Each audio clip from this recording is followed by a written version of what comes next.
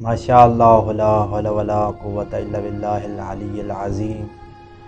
आऊज़ु बिल्लाहि अस्समीइल अलीम मिनश शैतानिर रजीम। बिस्मिल्लाहिर रहमानिर रहीम।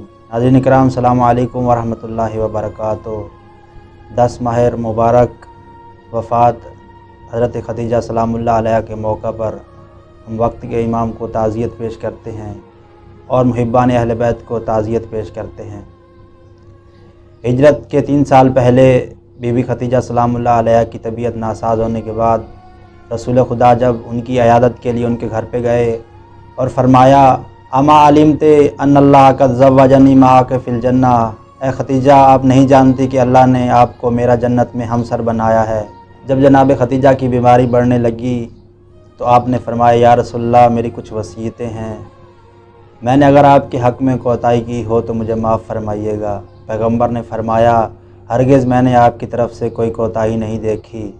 आपने अपनी पूरी कोशिश की, बल्कि आप तो मेरे घर में बहुत खस्ता हुई और बहुत थक जाती थी। आपने अपना माल अल्लाह की राह में ख़र्च किया। आपने बीवी फ़ातिमा ज़हरा सलामुल्लाह अलैहा की तरफ इशारा किया और फरमाया कि इसकी हिफाजत कीजिएगा, कहीं ऐसा ना हो कि कुरैश की औरतें इसको सताएं, और कहीं ऐसा ना हो कि कुरैश की औरतें इसके रुखसार पर तमाचा मारें, और कहीं ऐसा ना हो कि इसके साथ बुरा सलूक करें।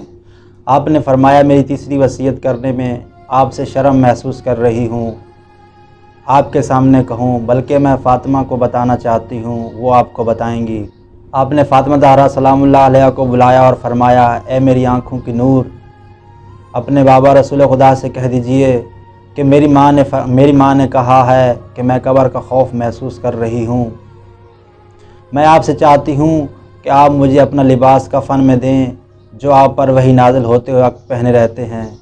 बस शहज़ादी फ़ातिमा हुजरे से बाहर आई और अपने बाबा से वसीयत को बयान फरमाया।